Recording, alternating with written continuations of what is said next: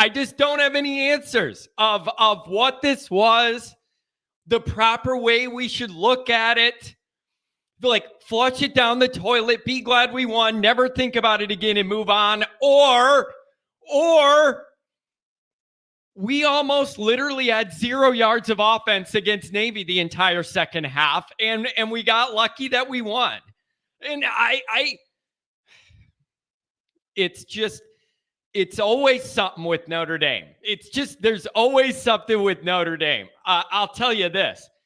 I'm on the record of always saying that there's always gray area with Notre Dame, and the fan base is never on the same page no matter what. You know what? Maybe Clemson week gave us one where everybody agreed, yes, that was awesome. And then it's right back to reality. Like, it was bizarre. And so I want to know from you guys today. We got phone calls already, and I want to know what you guys think. Like, I did my post-game show. I wrote my article, like, whatever. I want to know where you're at. How much do you let this bother you? How much do you want to flush it down the toilet, move on, beat Boston College, and then worry about USC? I'm open. I'm open to this. I'm open to different ways to think about it, different ways to see it. I really am.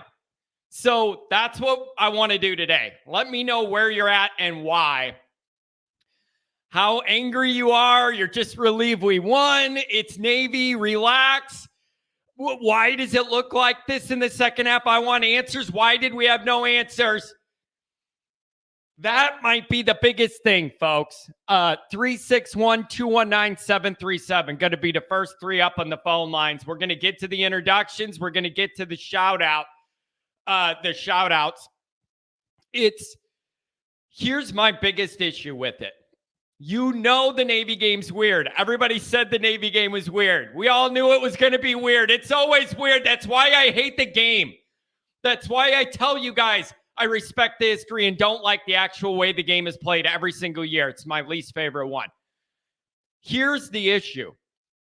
The issue is it makes me very, very nervous. There was no pivot. That second half, there was no pivot. There was no going to something else, trying to make it work. No, nothing. You got worked over that entire second half by Navy, and you had no answers. That's what's upsetting to me. Whether it's Reese or Freeman or Pine doing different things or the right things or recognizing things, so whatever it was, you had no answers. You were lucky you piled up a bunch of points in the first half because you needed every damn one of them. So I don't know, folks. So that's where I want to go today. I'm open to hearing from you, and I just want to know where you're at with this. Maybe you're in a blend. Maybe you're in a blend where you're relieved we won, and that's better than the Stanford and Marshall post-game shows. But you're also in the pit of your stomach concerned, but you're going to hope that a more normal looking gameplay next week is going to make it look better. There's a reason I tell you guys I don't care for this game, and you saw it. It's just weird stuff happens. Everything just looks weird when you play these guys. All right. Introductions, roll call, phone calls. That's the plan. YouTube, obviously you're there now. Hit subscribe. Appreciate it. Give the video a thumbs up. That helps as well. Notifications on. You'll be alerted every time a new episode drops. Twitter, search bar, Always Irish, rat, Always Irish Inc. Emails, alwaysirishnd@gmail.com. Audio only anywhere you want me. You can get me, except for not for these. These episodes are too long to dub over. You're going to have to pull me up on YouTube for the call-in. You don't want to look at me? Don't look at me. You don't have to. Just listen to it. Turn your screen away or something. Fighting Irish Wire, make it a part of your daily media routine. I got articles up. Nick Shepkowski, Mike Chen. Everybody go check them out. Okay, roll call, phone calls. We got a bank of calls already. People have opinions, and we're going to get to them. Paul Conley, always here and always early. Good morning, John. I hate the Navy game even more after this second half meltdown. Glad it's over with the win. Pine and Reese, terrible adjustments with the all-out blitz. No screenplays or short check nuns into the flat. Pines lost when pressured. I don't understand it. I don't understand it, Paul. They did it in the first half better. Blitz beaters, when they're sending a bunch of guys, wherever they send them from is an open area. Football 101, basics. Basics. One sock, Paul's right on. The second half was a blank show. Good call. One sock. Drunk. This is a question I thought about too. And I'm glad Drunk brings it up on a Monday morning. Is it only ND players and fans who bitch and cry about playing Navy? I don't know. I guess I'm not intimately involved enough with other fan bases to know what that dynamic's like. Here's the other thing, Drunk, that I wonder when you bring this question up and propose it to me. The other thing I want to know is the angst with Navy increase with Notre Dame because of the history and all of that story and the buildup and all of that? Like, is the whole Navy thing just a bigger thing to the Notre Dame fan base because of that? Thanks for being here. Deborah Thomas, I'm just glad it's over for a year. That's how I look at it every year. At least we're getting a first game next year, and it's in Dublin. Kind of a 2012 repeat. So get it out of the way, prep for it, be done with it. The only risk with having Navy game one right out of the gates is we talk about the injury concerns with Navy. So obviously, if you're starting with them and then you have an injury and it's the first game of the year, that's a problem because you look at dealing with losing that guy for whatever amount of period it takes when that's the first game. But I still would rather get it out of the way and get it done with. I really would. You guys do realize for Navy prep, Notre Dame practices for Navy like a little bit at a time, a month ahead, just to install how weird it is. They do little by little break up time to do Navy stuff in other game prep weeks just because it's so unique. Like, again, doing it right out of the gates, first game, I like because you're not getting into that mixing weeks of prep. 35 points to 0 points. It's not ideal, Drunk. It's truly not ideal. We didn't answer their adjustments, plain and simple. Yes, it's unfortunate. Bruce, good morning, Irish fam. Go subscribe to Bruce's channel. Covers Notre Dame and a lot of other sporting events from Jacksonville, Florida. I believe Jacksonville. Let's see what he says. When a team consistently plays at the level of their competition, it's generally indicative of coaching. Not sure if that's in this case, if it's good or bad. We saw what they can be on the high end. I struggle with that too. You can't tell me it's not coaching at all. Like, there's no way. You had no answers for anything they were doing. It's definitely coaching and players. Good morning, Angela. I'll say it again. Always good to have a Rudiger here. You're like family. Got to have us Irish stick together. Kennedys and Rudigers. Oh, here we go. Bass Domer, good to see you here. It was the best of times. It was the worst of times. Great half and pathetic second half. Progress is slow for this team. I'm glad Navy ran out of time. Unsatisfying win. Here's the thing, man. Your best play the second half was the clock running out. Like, it's not a good place to be. It reeks of quiet desperation. When all of us were looking at the clock going, whatever, just keep running that sand out of the hourglass. Like, it got to that point where you're just ready for the game to be over because the game is stupid and you just want it to be done. All right? So you're damn lucky we put up a bunch of points that first half, or this was going to get real ugly real fast. Real ugly real fast. Oh, man, totally outcoached second half. Inexperienced reared its ugly head. I don't know how much football you have to be around to know how to beat all-out blitzes coming at you. That is not that hard to figure out. High schools do it every Friday night. Oh, Michael, what was everybody's favorite yard of the two gained the second half? The second one. Unbelievably hilarious. But Bruce reminds us, but it was a win. It was happy to see you here. Mark wants us to finish strong.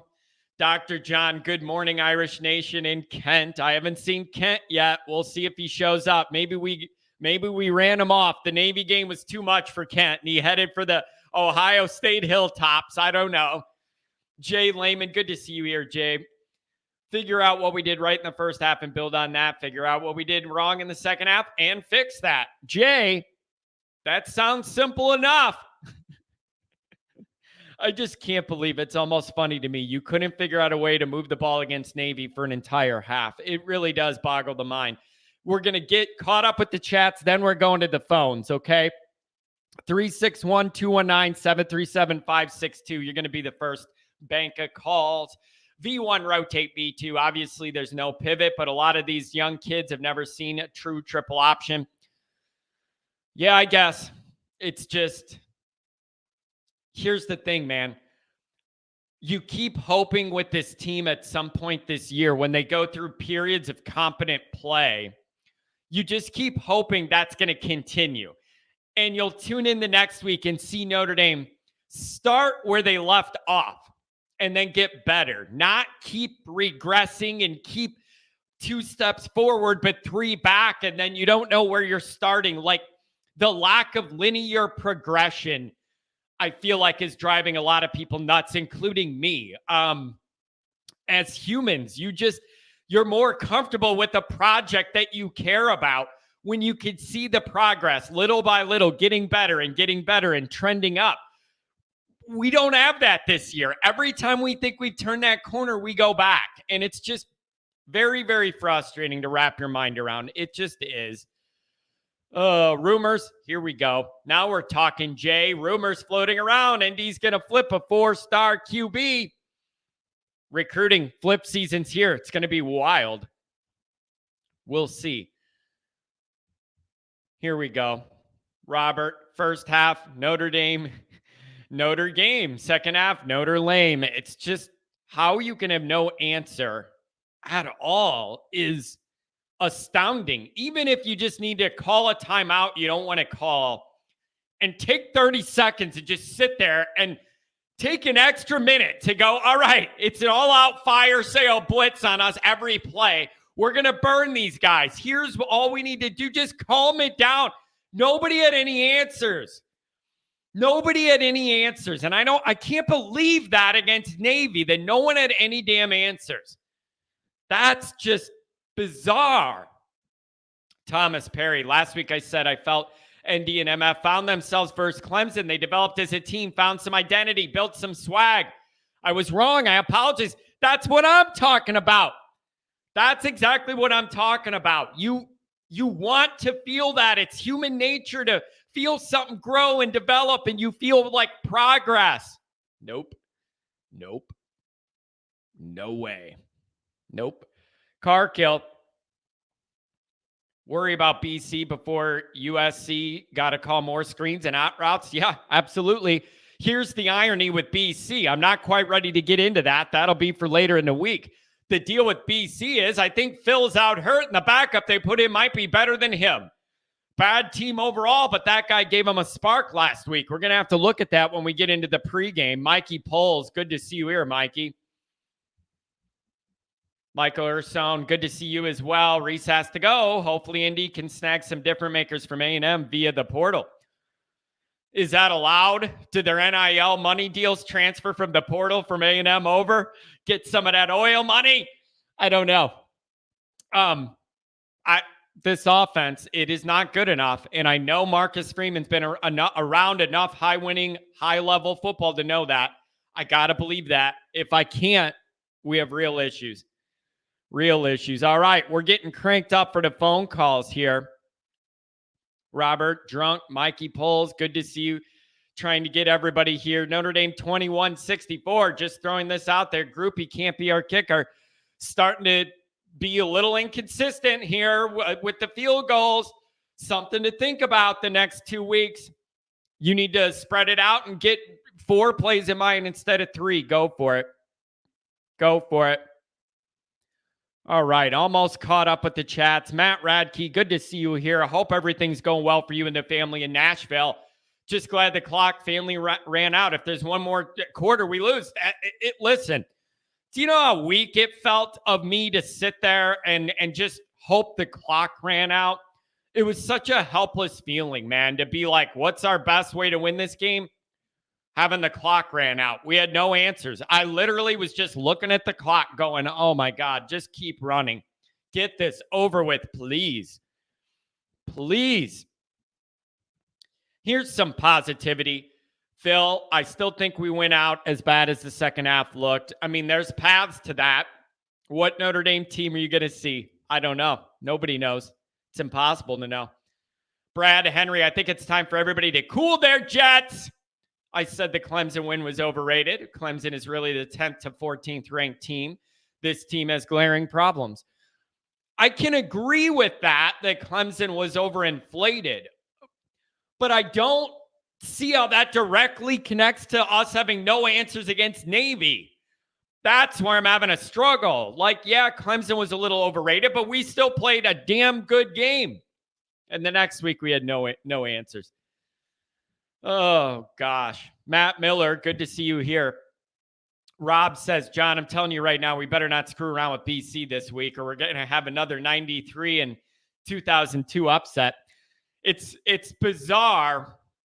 I think it's very, very dangerous when you run into a team and their starting quarterback isn't starting and the guy behind him provides a spark. Dangerous.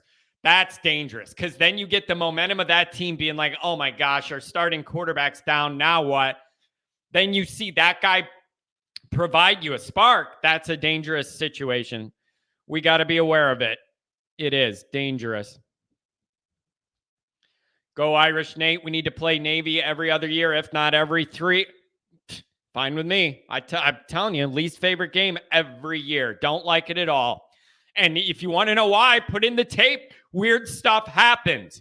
And when weird stuff happens, usually that translates to bad stuff happening for Notre Dame. That's what that means when I say weird stuff happens against Navy. I mean specifically bad stuff happens against Navy to us. David Solomon. They'll be riding a high coming into this game and looking to embarrass us at home. You ain't wrong. You ain't wrong. People want to know, Kent, are you okay? Where are you, Kent? Great day to be an Irish fan. Texas Mac, thanks for being here. The doctor is moving on. Nolis, Dr. Alley, Navy diagnosis. You better. You better. Zone 6 says Kent's checking the weather app for the 26th, seeing what kind of conditions they're going to have. There's Kent. There you are. Good morning, Kent. Glad to see you here. I don't want to have to worry about your health, but if I don't see you here, I get worried. The fact that ND at 35 at half and didn't score another single point is wild. It certainly is. Certainly is. D-Rock, good to see you here, man. D-Rock's everywhere where there's Notre Dame content. Love to see you here. Senior day in South Bend this weekend, and it didn't go well for NC State. It's true. Michael, good to see you. Micah Cook. Yeah. Can we address the fact that there is no third quarter? Yep, exactly. But the problem with there not being a third quarter is that we allowed there not to be a third quarter because we let them eat up all the clock. Another thing you hate about playing Navy. Like all paths point to Navy being a pain and just bizarre. All right, I think we're getting caught up here with the chats. Now we're going to get to the calls. We got a lot of people that want to jump in. Let's do it. 361, let's have a little fun. What do you make of the Notre Dame Navy ball game, my friend? What's up, John? Oh, man, I don't even know where to start. It's wild. Isn't this just wild? Coming off what we did against Clemson, too, it all adds up to be just kind of confusing.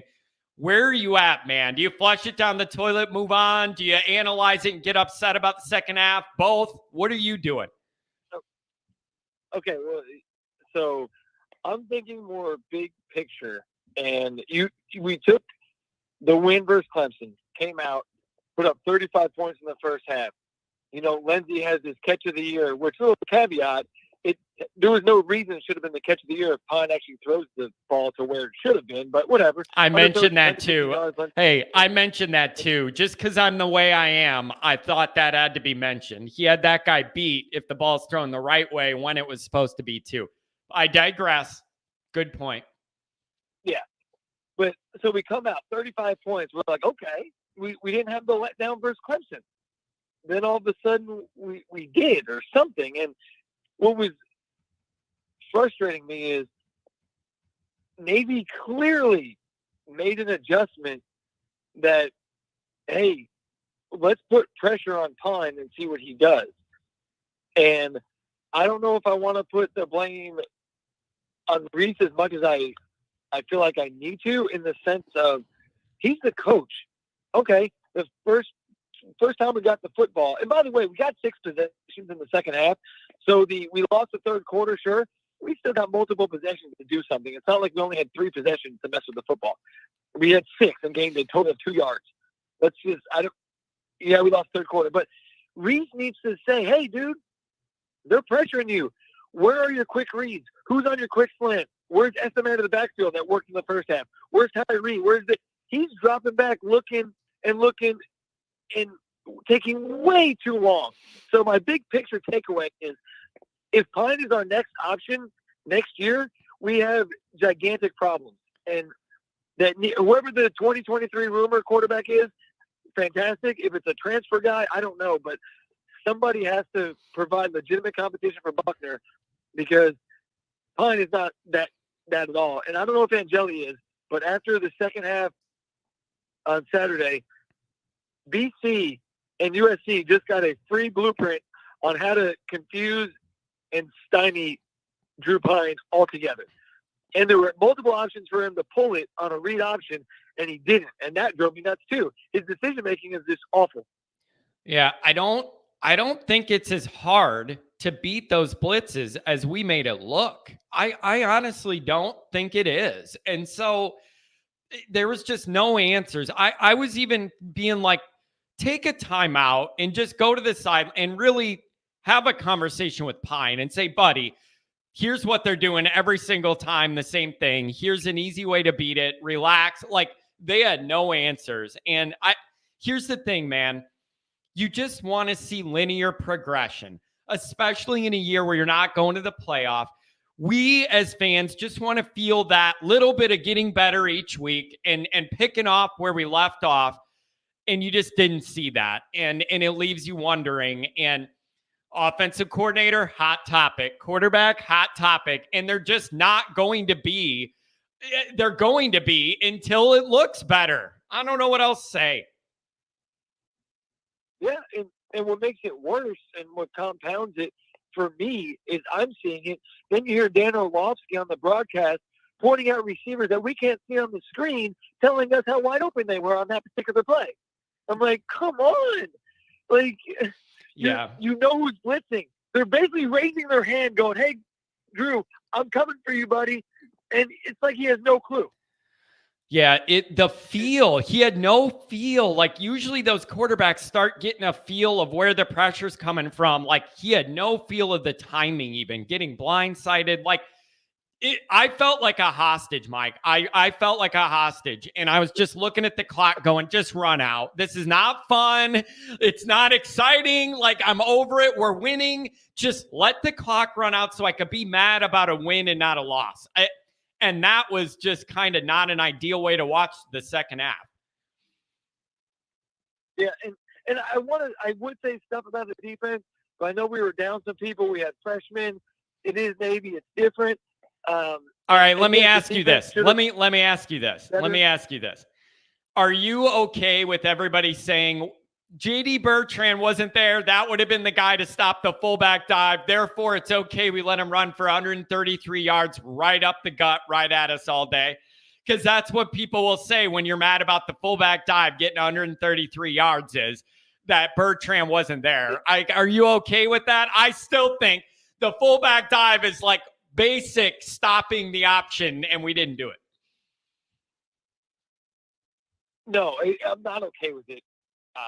However, if I'm going to spend more time focusing on where we effed up, it's got to be the fact that we gained 2 yards of like seriously. That's not even real life. That's not even real life, man. How do you even do that? How do you even do that? I'm so mad I'm laughing because I just can't figure out how you have 2 yards against people who live in submarines and boats. 2 yards. 2. Not 3, not 5, 2. 2 yards. Well, I was talking to my dad, and he's like, I was talking to my dad, and he goes, I haven't looked at the stats, but there's no way. We had like a pass to Colby. I said, yes, Dad. But in that same drive, we also lost 19 yards in sacks. Yeah, exactly. So therefore, the 21-yard pass. Oh, God. This team, I'm serious. This team is they should do a longitudinal study and see how many decades Notre Dame fans die younger than other teams that have like normal football stuff going on. It's wild. And it is wild. And I just don't know what the answers are. I just need this offense revamped in the offseason. Do whatever you're going to do. Get through this year. But, dude, I need this offense looked at. I just do. It's bad. I do have to ask you this because my dad, who's 74 graduate of Notre Dame, watched Notre Dame since he was, I don't know, in the 60s and knows what winning football looks like. But he asked me this. If you flip the halves, do we feel any better? Meaning we gained the 2 yards in the first half and then come out in the second half and put up the 35. And I said maybe only because that would, to me, show that Tommy Rees and this offense understands adjustments and pivots. And the second half proved that they don't. At least that would give me some semblance of like, okay, he's finally understanding how to pivot and make an adjustment off of what the defense is doing versus doing nothing at all. Yeah. It's man, it's so wild. To answer your dad's question, would you feel better? Probably, because it would mean you came back and won. So the whole dynamic would have been flipped because it would have just meant that you stormed back and saved a bad start and then won it. So yeah, I think it would be framed differently. It just feels and looks bad when you're leaking oil to the very end. Like, saved by the clock. That's all I can say. Yeah, I've heard people, they took their foot off the gas. I'm like, taking your foot off the gas is a little bit different than slamming the brakes. No, you can't let anybody say they took their feet off the gas. This was not what that looks like. Like, no, 2 yards is not taking your foot off the gas. That's drinking the gas and then lighting your mouth on fire.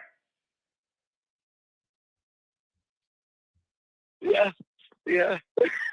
Dude. So now, what do you expect against Boston College now? Phil's out. They got another guy in there, and then he had a good stat line, and then it's senior day, so that's a weird dynamic. Like, we're going to go from one weird to the next, I got a feeling. I don't know what to expect this week either now. Here's what I expect. Boston College runs a traditional style of offense. Our defense is going to do what our defense has done all year, minus Navy. We hadn't given up more than 21 points as a defense until Navy. Are you kidding me? It's wild. Anyway, but what I'm expecting is Boston College to just send the house at Drew Pine to see what he does. Yeah, and let's hope and go to the grotto and pray that Drew Pine understands what an all-out blitz is. Yeah, now maybe with the week to sit on it and look on it, they'll have something figured out. But in the moment, it did not feel like what they were doing was impossible to solve. And everybody looked clueless. Nobody had any answers, and it just kept getting uglier and uglier. I'm just glad it ended with us ahead. It's weird, but you got guys like Mike Golick Jr. on Twitter. You saw him saying you're not a player. You don't understand what it's like to prepare for an academy or Navy. Take the win and move on. And that's a former player, whether that matters to you or not, or other fans. That's his opinion is you have no idea how weird this is. Just take the win, shut up, and move on. What do you respond to that when he says that? I can accept that defensively. I can wrap my head and compartmentalize, accept that defensively. Offensively, from Notre Dame side of things, I can't accept that as the reason when it's obvious pre-snap. Hey, they've got more guys blitzing than we have to block them. Yeah. And if it happens one drive, maybe two, okay. But the third, the fourth, the fifth drive in the second half, and you're not doing anything, that I'm not going to accept that from that side of the football as it's an academy, because they're not going to play they're not playing some version of a triple option defense. They have to play pretty standard defense because we're running a pretty standard offense. Now, on our side defensively, I can accept. You ever seen the triple option? These Tui Halamaka and some of these kids, they never have seen a triple option. Benjamin Morrison, Jaden Mickey, true freshmen. There's a chance, and a very, very good chance, they've never, ever seen a triple option in real time. Yeah. So I'm a lot more open to that. And, well, let me ask this. Exactly. Let me ask this, too.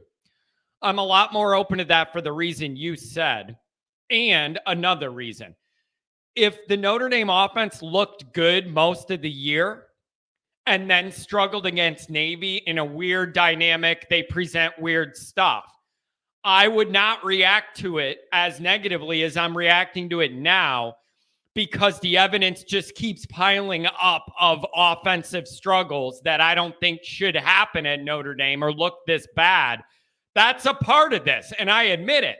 Like, I'm just getting sick of seeing these instances where the offense looks so bad, and it adds up. If you were good all year and it was just Navy, I could look at that and say, weird week. But that ain't it. So that's why I can't go there, because it isn't just Navy. It's almost every game we go through periods where you can't do nothing. Maybe I'm overthinking it. No, that makes a lot of sense. You're right. It would be different if we had a legitimate baseline to grade this on, but we don't. We don't. Right. There's no baseline to say, well, this is what Notre Dame normally does. So yeah, exactly. We don't have that. And that's why I have so much anxiety with this team, because you never really know exactly what you're going to get. It is literally either show up at the stadium or turn on the TV, and then you just wait and see. And I hope that needs to stabilize. I'm hoping that's a year one, getting our feet established here, building a foundation, and there's some instability. I'm just hoping moving forward things look a lot tighter. So I don't know, man. How do you feel as we enter BC week? Like, kind of on edge? Like, I'm not quite sure what we're going to get now at home again. Here we go again. Like, that's where I end up coming back to. Who knows what we're going to get? Yeah. Senior day, weird stuff happen. Everybody's crying with their mom, and then they got to get ready to play. Senior day at Notre Dame's always weird, too. And every time I do this show and the pregame show before senior day, I mention it. It's a factor when you're crying with your mom and it's emotional day and everything's kind of your Notre Dame career's flashing in front of your eyes. That's a lot to navigate too, and it's all in the mix this week. Yeah, my feeling is very anxious and concerned for the factors you just mentioned, but also I still go back to the thing I said just a few minutes ago. The blueprint on how to stifle Drew Pine and make him look completely inept is to just put your arm up. Put your arm up. That's the best way. Yeah, I hope there's an expectation. Again, we talked about these pivots and adjustments. There better be an expectation from Notre Dame's offense that BC is going to be blitzing. You better be ready for quick reads. And maybe he was only looking for Michael Mayer, and he's like, oh, crap, he's blocking on this one because they're sending 8. And then he's sacked. Yep. It's wild, man. I'll tell you this, though. For people like us that do our Notre Dame media stuff, there's always material. It's never boring with this team, Mike. It's never boring, that's for sure. We always got material. I'm never struggling for something with Notre Dame. What am I going to write about? What am I going to talk about? Like, there's always something. Hey, man, Thanks a lot for the call. Enjoy your Monday. Hit me back up as the week goes on and we start getting into BC some more. I'd love to know your thoughts. Have a good day, man. Stay safe out there. Thank you. Later. Thanks for the call. He's always got a lot on his mind. All right. 219-373-562-707-631. 219, you're on the line. Good morning on this Monday. John, what's up, man? I'm just trying to make sense of all this. I am trying to make sense of it. Are we over stressing out? Should we just flush this one away and move on? Where are you at on this now that we're a day and a half removed? The thing that makes it so frustrating is that I think we all were expecting, after the Clemson game, to kind of just, well, maybe we could get on a roll and start looking a little better. But to be honest, we probably should have known better. This is what this team's done all year. They play to their competition. Yeah. That's just what they've done. They're not going to change. But let me ask this. One is, I guess we all fell for it to a certain extent. My hope was we would see some sort of continuation from the Clemson effort. Things would look really good and trending up and all that. And I was hoping for that, and we just didn't get it, for a lot of reasons. But it's one thing to say we're always inconsistent, but my next question is why? Like, that's where I'm at now. Yeah, I know we're inconsistent. That's not the question. It's what are the causes? Is it quarterback number one, offense coordinator number two? Like, is it personnel? Why do you think we're inconsistent? I guess that's the big question, especially for the offseason with Freeman. He obviously has them ready for big games and good competition. What did he have to do to have them ready to play a 4-quarter game against teams that they should pound? Yeah. What does he have to do to figure out what, to get them to dominate their opponent when they should dominate them? Yeah, it's just so bizarre the way this has gone. And you know what else is weird about it too? What's weird about the way this year's played out is it's the opposite Kelly.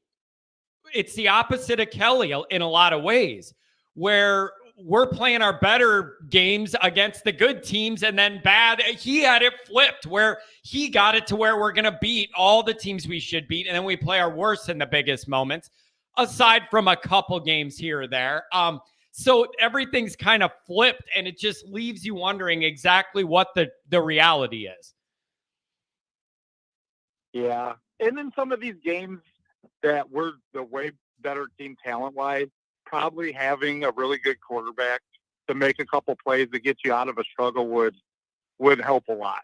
I mean, our quarterback play and our offense, you see that a lot with good teams. If they're struggling, Bryce Young will make a play. But Adam, I struggle with this.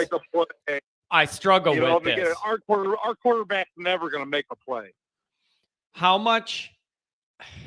See, that's always in the mix here. Is like, how much different would this look, even if it wasn't like a high name level quarterback? What if Buckner was just healthy and developing all this year? Like, how much of our struggles look better just because of that? Like, I don't know the answer to that. Nobody can. So it's like, how fair is it to be this strict about things on a backup quarterback? Like, I don't know. Yeah, I'm sure it'd all look a lot better, but it's just difficult right now. They're just so inconsistent, and it's almost like you almost can't wait. It's sad for me to say this. It's like I almost want this season to be over if I get to the off season and see some changes. Let me tell you this. Let me stop you right there. I have had that exact conversation with multiple people in my family. And I have said to them, this is going to sound really messed up, but a part of me is ready to get to that so that we could get to whatever's next with a little more consistency and be able to iron out some of this stuff that can't be done in the season. I am very much looking forward to that, unless Marcus gets up there after USC and a week after and goes, everything's good. We're going to run it back. Everything's staying the same. We're just going to be a little more consistent next year and execute better. I don't know if that's going to cut it. I don't know if the fan base is going to accept that. No, and it's so hard because Friday we talked, John, and I was like, we were almost like, oh, Reese is coming around and it's looking good. He's called a lot better games. Not lately. so fast, my friend. Ultimate, not so fast, my friend. Right when you think it. Second half. I mean, what are you doing? Even when they were bringing out the all-out blitzes, the Navy wasn't playing like tight man-to-man coverage on the outside. They were giving you just, if you just threw the ball out to the receivers, it was 7-8 yards every time. They were playing soft coverage. I mean, that's something you should be able to figure out. Man, I'm telling you, our best play the second half was the clock running. Like that.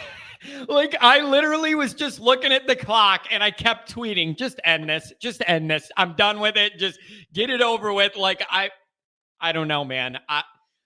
This team has to find some level of consistency. And I am open to that coming with better quarterback play. Whether it's Buckner and he's healthy or it's a transfer or a good recruit, having a quarterback that is consistent, like leaks consistency into every other area. Maybe if you just get that figured out, everything looks better right away by a significant margin. Maybe that's it. I just don't know how we get to that point. Even if Buckner's healthy to start next year, I don't know if he's any good because we haven't seen anything. So are we going to do all this quarterback thing again next year? And then Buckner wins the job, but we go into the year and I still don't know if he's any good. I'm sick of going into Notre Dame seasons not knowing if the quarterback's any damn good. Yeah, that's the scary part. If we don't get anybody else, we're rolling with the same quarterback. And I think Buckner can be good, but I don't know if he's he might not be able to stay healthy. Right. Yeah, it's just so tough. It's so tough. I'm struggling. Maybe they need to figure out some things offensively, structure-wise. Figure out what you're doing with Tommy. If he needs a grad assistant, not a grad assistant, like an analyst, an older guy. I don't know what you need to do, but you need to do something. Let's go. Yeah, and what you said too about to bring it up again, Senior Day. I almost hate Senior Day more than the Navy game. It's just a weird vibe. It's a weird, dude. It's a yeah. It's a very weird vibe, and it's like it's emotional, and there's just a lot of heavy stuff. It's the last time I'm doing this. Your whole career is flashing in front of you. Mom and dad are there. Like, it's just a lot to navigate emotionally, and I always worry about how we start in those games. Yeah. Hopefully they come out, but I almost guarantee it'll be a one-score game because they'll play to their competition. That's what they do. Oh, it's so frustrating. Well, we'll see, man. We'll see. I know you're going to be there. Unfortunately, I can't make it. I have obligations after the game. But you're going to have to let us know because you know how it's going to be. These games are cold, usually not against a great opponent, emotional to start, kind of muted. It's a tricky environment every Senior Day. It is. Yep, it's going to be cold. And just lastly, didn't it look like, too, even the looks on Freeman's faces, it seemed like once we got up at halftime, like they just wanted to, it almost looked like we just wanted to just get out of there. Yeah. Like, you know something? Yeah, it was just weird, man. Let's get out of here. It was just weird. Our best offensive play was the clock running out, the sand running out of the old hourglass. Well, thanks a lot for the call, man. Give me a call later in the week as we get more into BC, all right? All right, John, we'll talk to you. Have a good one. Take care. Have a good day, man. Oh, I love just hearing where everybody else is at on a Monday here. Tyrone, I don't know if Tyrone's trying to get the Notre Dame kinfolk worked up or what. Congratulations to Coach Kelly on beating Bama and taking LSU to the SEC championship. Good for him. Good for him. Hey, Kelly timed that right. One of the weaker Alabama teams you could find in a while. He got himself that quarterback that I like, that runs wild. It's beautiful. So good for Kelly. Does not mean that I miss him or want him back, not for 1 second. So good for him that it's going well for him there.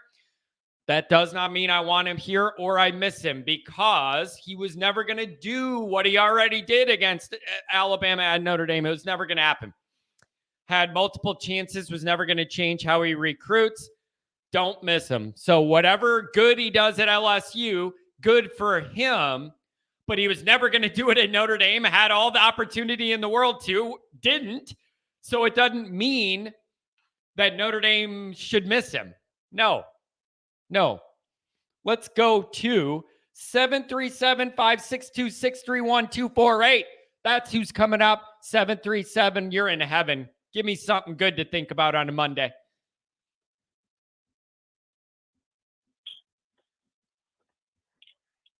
Hello. Do I got you? Hey, John. Good morning. How are you? Oh, good morning. Good morning. I'm just trying to make sense of all this and figure out exactly where we should fall in our minds, trying to analyze this. Am I overdoing it, underdoing it? How do you look at this dynamic? I thought that was straight, just pathetic. That I was watching the game.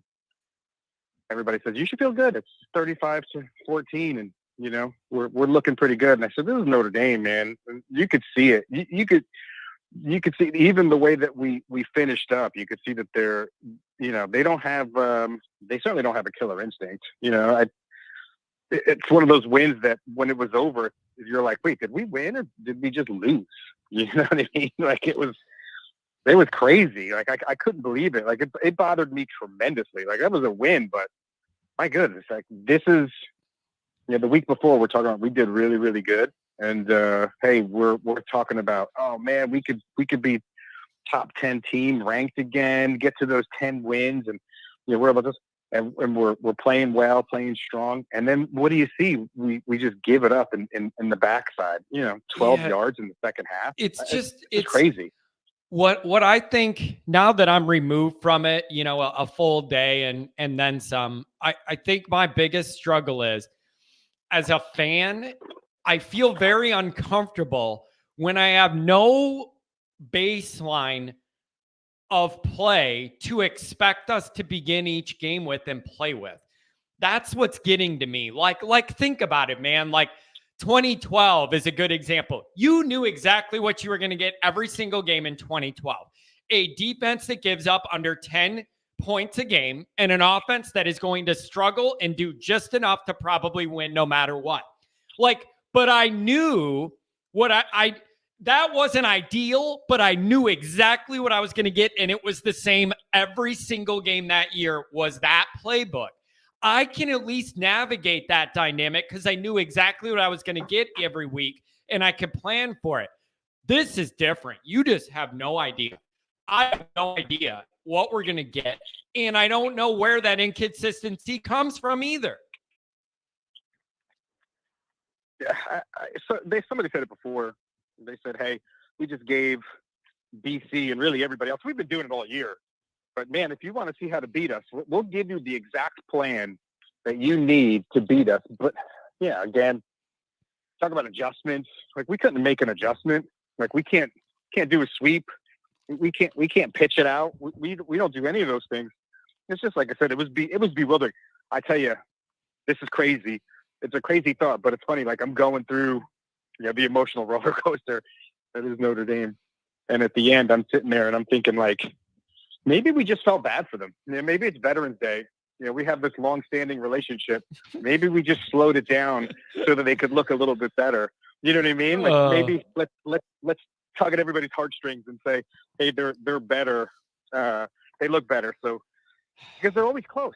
It's not like Notre Dame really ever stomps them thoroughly, but I guess we just don't do that in general. So I think that game was a good look into really our whole season tied into one 60-minute game. Yeah, we look really, really good, and then we look really, really bad. Let me ask this. I say it's Buckner or whoever. if Notre Dame had their number one quarterback and he was healthy, do you think that a lot of this goes away? Is that all it takes? Like if it was Buckner and he was developing the whole year, it would all look better. And we just don't know what that's like because we had to go a different way with the backup that's limited. Is it that simple, or is there a lot more that goes into this that we're justified worrying about? Some of this is hard to judge with a backup because he's the backup for a reason. So I struggle with how intensely I can gauge this too.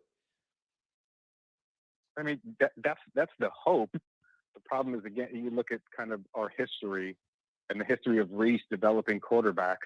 And if Buckner is getting developed like everybody else has been developed in his tenure as OC, then, you know, the answer is probably no. You know what I mean? Like, can he handle that blitz and can he get it out? Because they were literally just rushing everybody. And everybody else was open.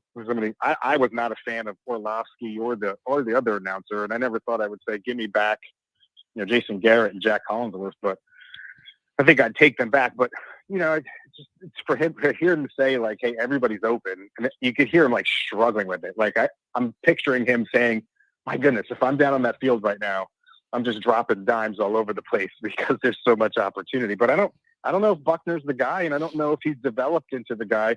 We just haven't seen enough. And then you got to look at what Reese has been doing or the lack thereof and kind of go from there. I just don't know. It's just unbelievable to me. Here's where I'm at. 23 right now. You don't know what's going on. Whether you're getting a transfer, there's smoke. We're going to get a guy to flip, commit, whatever. I can't bank on that stuff that hasn't happened yet. But as we sit, it looks like, what are you going to do? Crank up a quarterback competition between Drew Pine and a healthy Buckner. And then if you figure Buckner wins it, we're in the exact same position we were this year. Again, entering a year with the quarterback, we have no idea what the ceiling is, what the skill set is. You don't know what you can rely on with him. We're starting it all over again with the quarterback. You don't know what you're going to get from. It isn't his fault that he got injured, but it doesn't change the reality that Notre Dame will be entering another year with questions at quarterback, not knowing what you're going to get at all. And you can only live that long doing it that way in big-time college football. But you got to look at the history as well. Like I think Buckner has skills. I think that he could be good.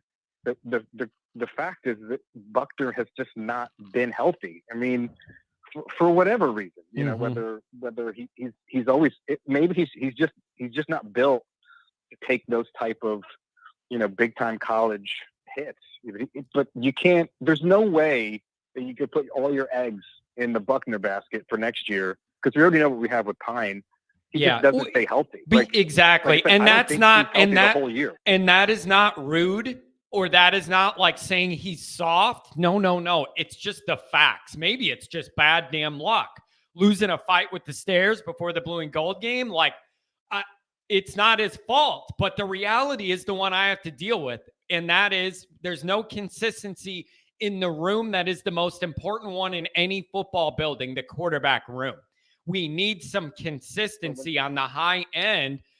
And I don't think this Freeman thing gets where we need it to be and settles down and stabilizes and gradually gets better until you figure this part out. That's my worry. I think you got to get this anchored in and build around it, but you got to find a guy. Yeah, I said it to a lot of people when he got hurt during the blue and gold game, the spring game, from falling down the stairs. I was like, this kid's falling down stairs and getting hurt. You can't play in games. I was like, there's no way this kid stays healthy for the year. There's just no way. And we can't, we cannot put all our eggs in that basket. It's just not going to happen. Now, do you think, but now let's, disappointing. Here's the issue though. Do you know that Freeman sees and feels all that too?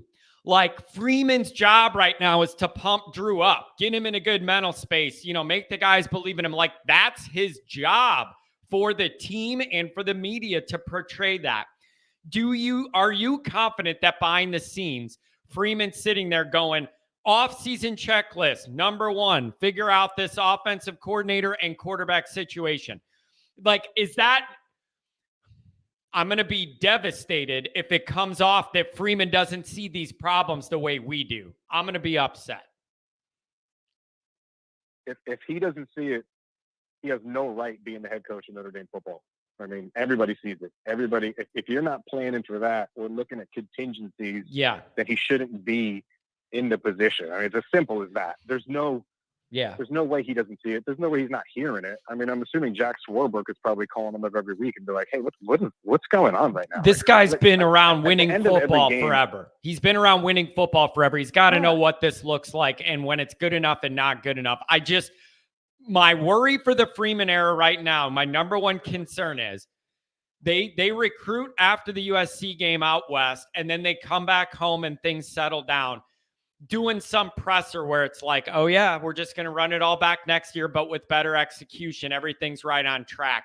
That can't be the answer. It cannot be the answer, or it tells me I got more questions about Freeman's leadership than I wanted to have. It can't just be, we're going to run it back, everything the same with better execution. No, like, I'm not open to that being the answer after the year. I don't want to hear that. I can't hear that, man. I just want to know who we are. I just want to know who we are as a team and see it with some consistency. That's the one thing that we have not seen this year. We've seen everything from top to bottom. We just haven't seen any of it being consistent. Somebody you guys were saying before they about taking the foot off the gas and how everybody's saying that and what Golick is saying and everything like that. We didn't take our foot off the gas. We sold the car. On Saturday. I mean, for what we showed, we were pushing the car uphill. Yeah, I don't even know if there was a car there. We were just walking. We just gave up on it completely. And that's, like I said, that's the piece. You could talk about the defense. Everybody says, oh, what about that throw? Well, and somebody said it before. You got a great audience, but that was a great catch because it was a bad throw. It's simply what it was. Yeah. So yeah, I think nothing's easy, man. I've been doing this show. This is my 7th season, I believe. And one of the consistent themes I've said a million times is with Notre Dame, it's nothing's easy. Nothing's black and white. There are not clear answers. Like, everything's just kind of in no man's land perpetually. And it's wild. But I need some real figuring out this offense after this regular season ends. And I get people that have said to me, John, I mean, I like Notre Dame games, but I'm also ready for this year to end so that we can get positioned to be more serious about being a real contender in the next few years. I understand that mindset. I do. Like, I understand it. I just want to see something consistent. I was texting a friend during the game, and I'm like, in the second half, and I'm like, is this real life right now? I don't think. How many teams can you look at and say, man, your quarterback puts down 5 touchdowns, almost 400 yards, 35 points in the half, and you have to worry whether or not we're going to pull the game out. But that's how you feel. I mean, at halftime, I wasn't saying that this game's in the bag. I was saying, well, let's see what happens in the second half. Right? But man, again, stupid me. I was thinking this might be the game we get to see Angeli. He's going to run the offense. Like, I want to see what this kid has. Not ultimate, not so fast, my friend. This is Notre Dame. Not so fast. It's bewildering. It's like I said. And then as far as Boston College, and then I got to jump. But in terms of Boston College, at this point, I just don't know. I don't know who we're going to get. It's not even game to game now. It's almost like series to series and quarter to quarter. So we'll see who we get on Saturday. Yeah. And then we'll see where we go. But John, listen, I appreciate being able to call in and vent out with you, man. Have a great day. Thank you. You too. Terrific call. Call me again. Have a good week. Good Monday. What a well-spoken caller. That gentleman always has his thoughts put together, and I appreciate it. Let's go to 562. We're talking to you. Good morning. Morning, John. How's it going, dude? It's going well. I'm just struggling in my mind to piece this all together. What are your thoughts? I mean, I kind of vented out last week to you, and I pretty much said the same thing everyone's saying today. I freaking hate this game. I hate the series. I mean, when I was born, John, the first thing that was put on me was Notre Dame onesie.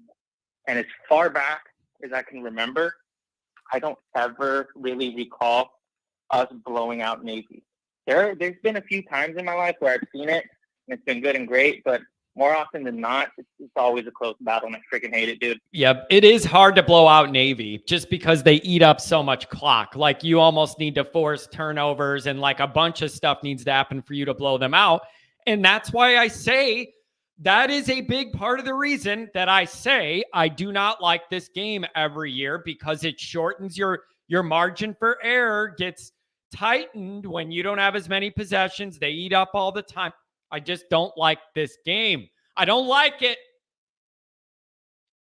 Yeah, and that quarterback issue is obviously very clear. I mean, just going into this game, you saw Drew Pine. Like, there was people open with short, easy passes that he just wasn't scanning the field correctly. I'm like, dude, like, there's people open, but you're just clearly rushing your thoughts, anticipating a blitz, not making the correct read. Like, it's ridiculous. And then, you know, like, on Tyler Buckner, like, I mean, it's an unknown, dude. Like, is he going to come into next year QB1? Are we going to get that transfer? Who is the transfer? Like, dude, we need a quarterback coach. Like, don't put this on Tommy Reese anymore. Like, let him be the OC if we're going to keep him. But get a QB coach who can develop quarterbacks, who can recruit quarterbacks, that, like, ones that we need, not someone like Drew Pine, no disrespect. Now, but, do you think that, do you think, all right, I'm following you here. That's how I see it too. But here's where this all comes to a head. Where it all comes to a head is for what we're envisioning to be reality depends on Marcus Freeman seeing this situation the same way we do, and then making some really tough decisions and having some very tough conversations with people he loves and cares about outside of football. He's going to have to do that. Like, anything that we're talking about involves Marcus Freeman seeing it the way we do and making very tough decisions. Are you confident that he sees it how we do, but he's just in the season and there's not much you can do to fix it right now? I think it is a very debatable answer, but my answer would be yes. I think that he's going to do that because, like, I mean, after those Marshall and Stanford losses, we've been kind of like on the up and up. I know Navy, we should have blown them out, but I mean, it's Navy, right? We understand it. Yeah. I do think that he is going to go into this next season, scan everything top to bottom, and hopefully we go into 2023 like doing what we should be doing. Recruiting at a high level, performing at a high level, executing at a high level, and this lays down on Marcus Freeman's hands. So let me ask you this, with these quarterbacks, what if the dynamic for next year was Pine? See, this is getting to be a crowded room, though, because you could have Pine, Buckner, Angeli, and a transfer. And if you get a 23 guy, like, something's got to give. One of these guys is leaving. Like, something has to give in this quarterback situation right now. Like, something has to change. I don't think Notre Dame could go into next year. And the answer is Tyler Buckner winning a competition, and we still don't know if he's any good. I don't think you could go into that again this year. You just did it this year. You're going to do it again next year? Yeah. And then you're forgetting CJ Carr 2024. Like, I know he's not. I doubt he's going to start like when he as a true freshman. But like, you might want to give him every chance to earn the job. Give him every chance to earn the job if he's as good as they say he is. And the other thing is, if you do that and he wins the job, he's going to make mistakes. But I know he's got 3 years of upside later to help the program. I could get down with those mistakes because there's elite on the other end of them. That's different than what we're dealing with now. That's a totally different dynamic. You want to play a young guy with elite potential upside that can play for you for multiple years after he's learned. I'm down with that. I would sign up for that. and hopefully CJ Carr holds his commitment to Notre Dame too. I mean, that Dante Moore, I get Oregon Nike money, has a big say in things, but I don't know, man. I just don't need anyone to flip either. So that's also what we need as well. Yeah, man, there's just there's no easy answers when it comes to Notre Dame. I don't know. And then let me ask this. Now we got Boston College. We have a bitter rival history with them. It's senior day. Phil isn't going to, it doesn't look like Phil's going to play, but the backup guy put up good numbers. They're energized. So now are you nervous about how we're going to show up on senior day against BC too? How can you not be?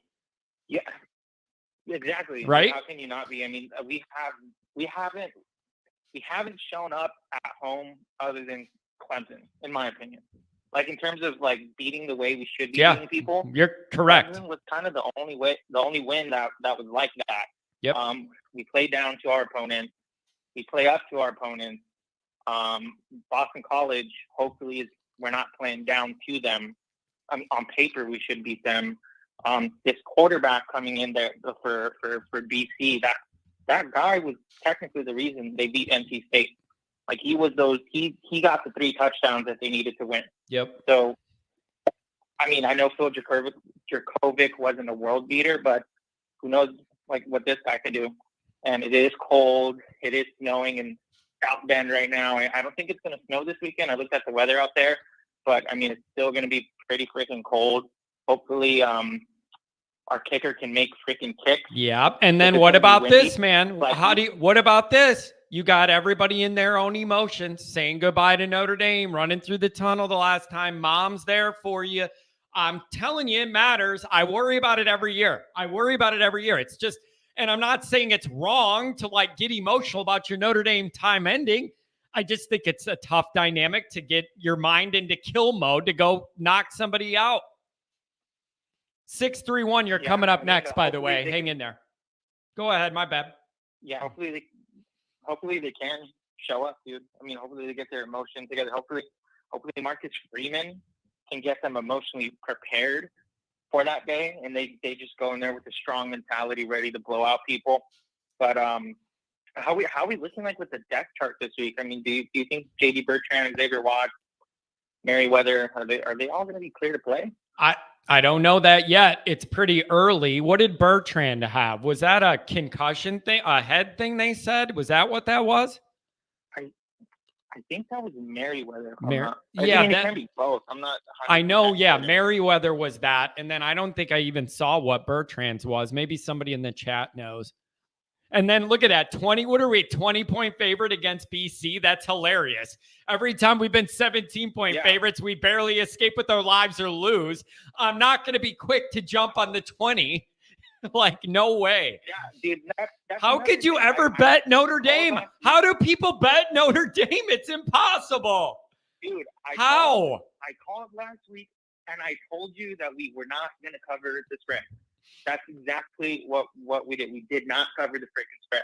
Hopefully, we beat the spread and cover it, and But do I feel confident? I don't know. And then like, dude, like we should have blown out Navy. We should have blown out Navy, and CFP rankings are here, and people are losing, and now you got all these titles, conference plays that are going to come up. Man, hopefully people. All right, hey, people are saying it's a groin. People are saying Bertrand pulled a groin. Yeah. So those can linger. That can linger. I don't know. But then again, I think it's a bigger deal that he wasn't in the game he needed him in, which is Navy, where he could have been on that fullback dive. But either way, so I don't know, man. We're just going to have to wait and see on senior day, I guess, buddy, right? I don't know. Wait and see. Yeah. But I'm not picking him to cover that 20. I ain't picking him to cover that 20. That's for damn sure. No. That's a smart guy, dude. Call your bookie. Now watch him win by like 30 again. Like, watch him blow him out now. And it's like, John, you said that we wouldn't cover. I can't pick Notre Dame. I'll never try and pick Notre Dame. The team I follow the most, I trust the least. Look. I will say we win this game. I don't say we cover the spread. That sounds leave it at about that. right. Yeah, that sounds about right. I think so too. Give me a call later in the week if you want to talk about it some more. Thanks a lot, man. See you, buddy. Have Bye. a good one. Everybody's got a lot of thoughts. 631, we're coming to you. Let's see. Bertram pulled the groin.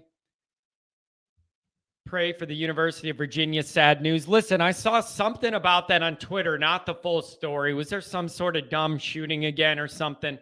I saw something on it brief right before I got on. Jeez. That stuff keeps happening. All right, let's get back to 631. We're having some fun. Sorry to make you wait, but your time is now. Hey, John, how are you? How I'm- you feeling? I'm feeling. Ooh, are you in a tunnel? What is that noise? Actually, I'm sorry. I'm in the car driving right now. Oh, that's okay. It's better now. How you doing, man? I'm just trying to make sense of what we saw. I don't know where I fall on it. How do you react? Well, I got to tell you, I'm sick. Let me introduce myself first, Georgie. I was the guy that left his job 2 weeks ago to go home and listen to your show that day because I had to tell my boss that I had to go home and meet with the exterminator, but I couldn't get your show in that day where I was privately. So I went home and listened to it. So I listen, man. I'm always Irish, dedicated man. I appreciate that dedication. And everybody in the chats, when you put that, were like, holy shit, is this guy serious? I appreciate that level of dedication. But I don't, hey, listen, I don't want you to, Very, very serious. don't be losing your job on my account. You can always watch the replay of me yelling. I'm pretty good. I'm pretty good where I am. I'm pretty good where I am. But let me get back to that disgusting display that we witnessed on Saturday. Let me have it. Let me have it. 12 o'clock. I'll give it to you right now. First, I want to talk about Golick's comment, which, you know what? He should just keep his mouth quiet. One, because this is Notre Dame. This is not like a crappy football team or an organization that should get a pass. This is Notre Dame. I don't care if they have a new coach. I don't care if they have a new defensive coordinator. I don't care if they have a new quarterback. This is the gold standard of football. We have no excuses here. We should have no excuses here. Take your win and get out of there and keep your mouth quiet? No, I'm not going to keep my mouth quiet because what that team put me through on the second half of that game on Saturday is not going to make me keep my mouth quiet and shut up and just take a win. Yeah, It was it's a disgusting win. and It was a disgusting listen, win. man, it comes off the wrong way when a former player says kind of like, you fans are too dumb to understand what's going on. Like, let me tell you what it's really like. When we're going, we have eyes and we've all watched football for 40 years and we know what good and bad football looks like. Like, you don't have to coach speak it to me. Like, we have eyes and we know that wasn't good enough and we're mad about it. How's that not fair? Exactly. I'm not going to keep my mouth quiet and chalk it up as a win and get out of there. I could not believe that display of, I wouldn't even say playing or going out there to give it their best. I want to know what goes on between the first half and the second half in that locker room. Because look what happened against Oklahoma State last year. Yep. During the bowl game, or this year, rather, the beginning of this year. Well, what happened there? Why did this team come out and not show up for the second half? They did it against Clemson, I think, because the spotlight was on them. Everybody was watching. Yeah. They all knew that that was the game to get up for. But what goes on? Do these guys go on their phones and Twitter and start reading stuff and start doing things? And is Freeman in his office having a drink of coffee? What goes on? I want to know what goes on in between the half. It's almost like they take a nap, and then they come out and they're like, all right, we're ready for the second half. Let's see what we can do. I find that there is a disconnect between the coaching staff and the players. Yeah. Somewhere. They're not on the same wavelength.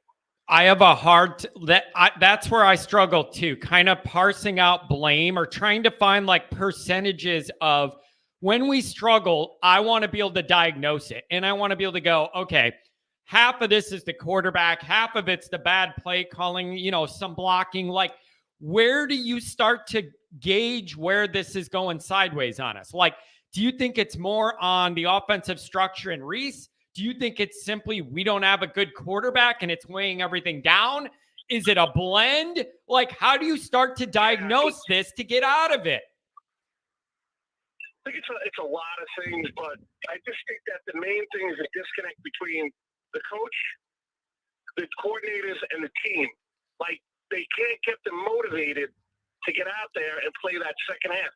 Now, I was happy that they beat Clemson. I wasn't calling for Reese's head. I wasn't calling for Reese's head or Freeman's head before or after. I'm not doing that. I don't want to see anybody lose their job, even if they're doing a bad job. Like, I'm like that type of guy that, hey, listen, you know what? But if they're not producing, then obviously. But this is the guy's first year.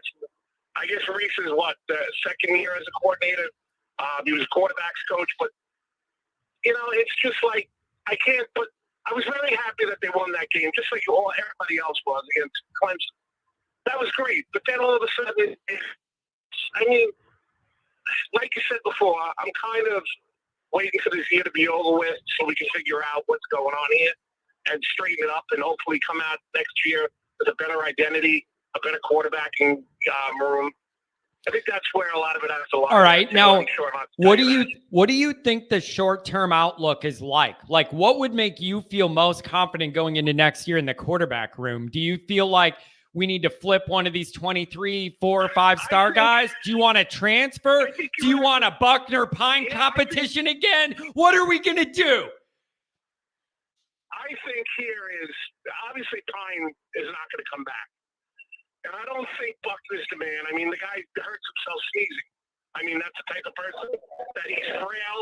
He doesn't look like a quarterback. He looks too, maybe kind of like a special teams guy. I don't even want to say a special teams guy. He looks like a kicker. Yeah, that's what a special teams guy. He looks like a kicker. But I think what they should do is maybe bring in 2 transfer guys if they can. I know that'll be hard because a transfer guy wants to come and play right away. But have 2 guys come in, one guy that's, decent, and one guy that's pretty good. And I know that's asking a lot because you don't know who you're going to get.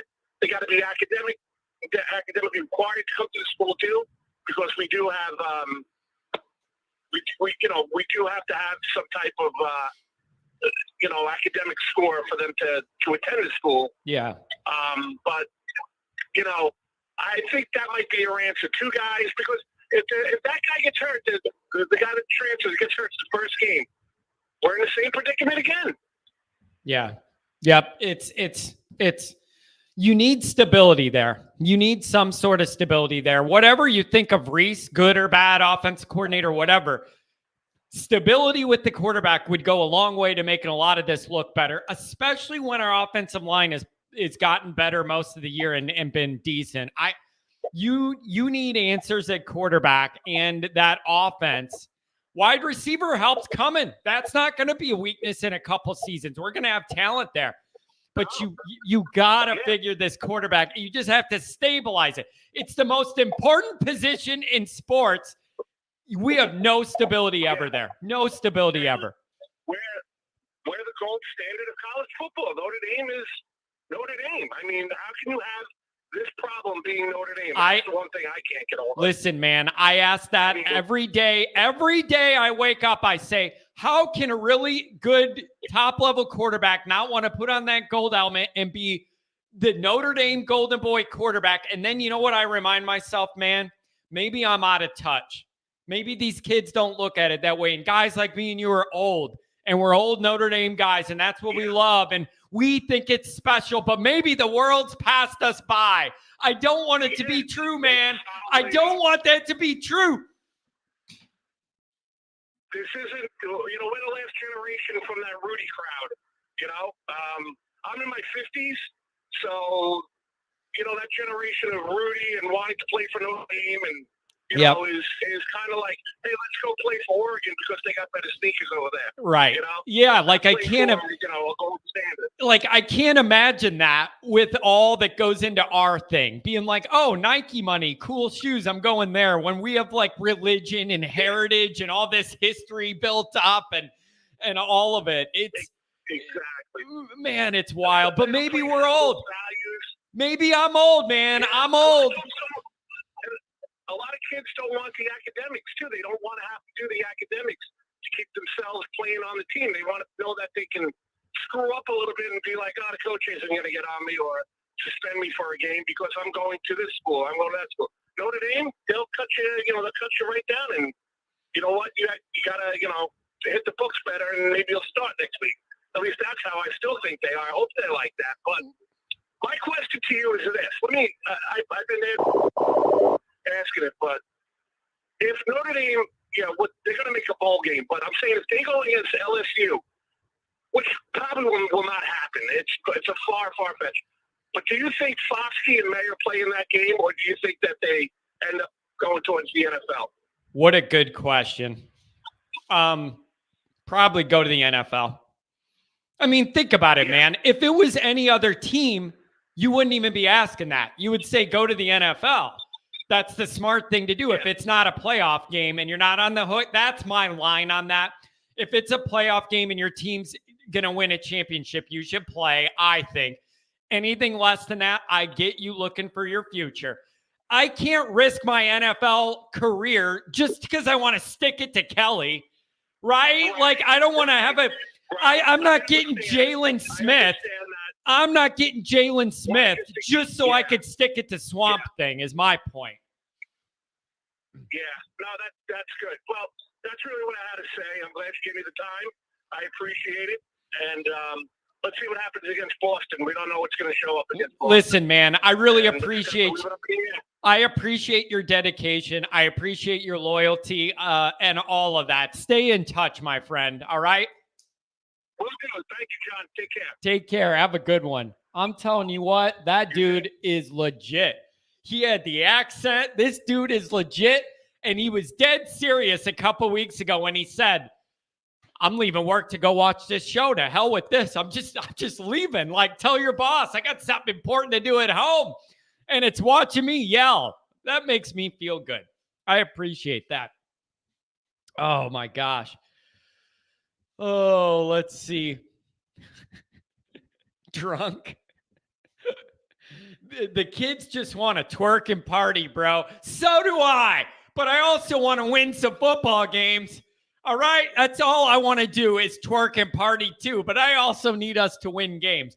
Why can't you beat the hell out of Navy and then twerk and party to celebrate? Oh, my God. Listen, here's the thing, man.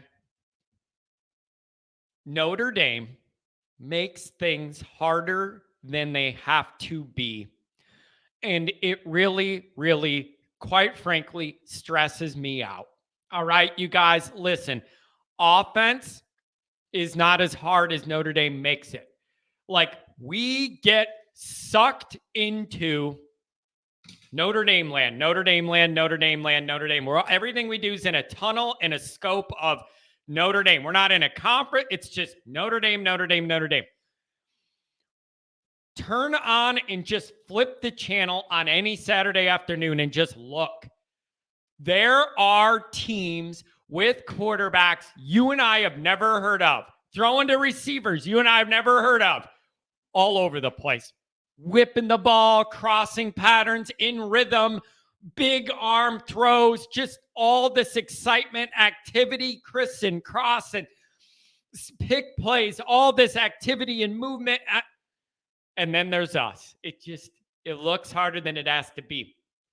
It does. And it's like, I had to deal with this yesterday. Somebody said,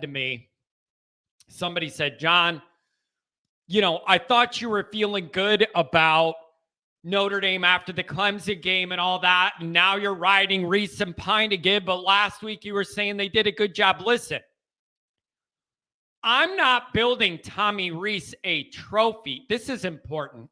I'm glad I remembered this. This is important, damn it. Listen, I'm not building Tommy Rees a trophy because he realized for Notre Dame to beat Clemson, we had to try and force the run and not have Pine throw the ball all over. He did that, and it worked, and we won. That does not mean he's some offensive genius. That just means he saw what everyone else saw. To win that game, you needed to run the ball and not rely on Pine to throw it. Just because Tommy also did that doesn't make him a genius. It makes him like all of us, realizing that was the only way Notre Dame could win. And we did it. The other thing you need to realize is, ask yourself, where are we big picture as a program when we enter a huge game and the playbook for us to win is to not have our quarterback be a part of it as much as possible? Ultimately, I think that needs to tell you where Notre Dame's at in the big picture of elite or wanting to be in the playoff mix and all that. I think that's really what this comes down to, guys. That is the biggest part of this, I think. Think about it. In the biggest game of the year after Ohio State, but the biggest game left of the year, Clemson, the biggest plan was, how do we beat them? And it was all based on minimizing our quarterback, not saying it's the biggest game of the year, time for our quarterback to put the team on his shoulders and win the damn game, make the throws and the plays you need to make. That's where you want to end up as a program. We're not there yet. So that's good and bad. It's good because we were able to dominate Clemson and win that game without that. It's bad because Notre Dame's not sniffing the playoff or winning a playoff game until the quarterback position solved. And by solved, I mean reliable and consistent play all the time. And a big arm, elite skill set. Give me some of that. Give me some of that. Okay? So, just Notre Dame, man. It's perpetual gray area. You're just treading, it feels like you're treading water all the time. Roger Dodger brings up a good point. Transfer portal is very key. Here's the deal. Notre Dame, moving forward, Notre Dame does not have a choice. Notre Dame is going to have to be more open to undergraduate transfer portal players to compete. I don't think it's an option. It's not an option. I don't believe it is anymore. Grad transfers are different because then the grades aren't usually as big of an issue coming to Notre Dame if it's a grad transfer. But the other thing with the grad transfer is, what are you going to get? 1 year and then they're gone. Cone type of deal. You either win with them big that 1 year or they're gone. There's no development in that kind of dynamic. There is no development at all. You get the guy and it's win now or you got to start over. There's no developmental track there. So it's so frustrating. I don't know. Go find a portal guy and make it all look electric right away. I don't know. Go find a guy. I think the backup in Michigan can do a better job. There's guys all over that can whip the ball around better than what we got. Or at least they have bigger bodies. Do you know how much I want Drake May? Look at Drake May. Where is our Drake May? He's huge, 6'5", 250, whatever, all muscle, can make all the throws. He's tough. He's young. He's learning on the fly and doing a good job of it now. That's Notre Dame's path at quarterback. Who is it? Who is it? Big body guy, make all the throws, learning on the fly, playing good while he's doing it young. Other guys rally around him. You get a good young guy in there, and then you pair him up with good receiver talent, running back talent. They all develop together. Think about the rhythm you have in 3 years if everybody learns together. Jaded, thanks for being here. We'll see you. You build that rhythm together. Get a bunch of young guys. They're all making their mistakes together. And in 2 or 3 years, they all know exactly what the other guy's going to do. It's beautiful. It's beautiful. You know what that's kind of like? Baseball. You ever grow up? I played baseball for a long time. And a lot of those guys, we were in the same age. So all through growing up and then Little League and then All-Stars, travel, high school, we played together. You know what ended up happening? After a few years, I knew what all those guys were going to do. I played middle infield. I knew what the guy was going to do. Shortstop, I just knew what he can do, can't do, comfortable doing, not doing, where he's going to be and when. We didn't even need to talk about it. I knew where he was going to be. He knew where I was going to be. You could have all that if you get a quarterback in there and you get them all growing together. Get them all growing together. That's the future at Notre Dame, man. It is. We just need that. Let's see what Jay has here. Who has recruited this QB room? Who has developed this QB room? Who doesn't make the second half adjustments? Who can't play called to torch a blitz? Need an ass chewing or replacement? I agree with you. I'm sorry. All roads end at Reese. Do they not? No matter what quarterback road you want to take, no matter what offensive road you want to take, it all ends up back at Tommy. Even if you're like, oh, give Tommy a break, man. Pine's not even his number one guy. They wanted Buckner. So how are you going to judge Reese on what he's doing with the backup? Why are you offering a guy smaller than me a scholarship to be the quarterback in Notre Dame to begin with? Why? I don't know.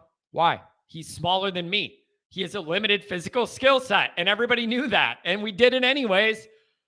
No. Oh, boy. Well, yeah, it's another good point. All roads lead to Freeman. Listen, I'm open to this as well. I've said this before. Very open to the idea that perhaps Freeman go with the flow, year one, really wanting continuity between what worked in the previous regime leading into his new regime, keeping Tommy on board for that line of Notre Dame continuity and the players like him and all that. I totally get the mindset of liking that dynamic to start your first year. I get that. Now it's time to look at, is that working? Is that the best option? Is it going to be healthier for us to get new eyes on the entire offensive quarterback room?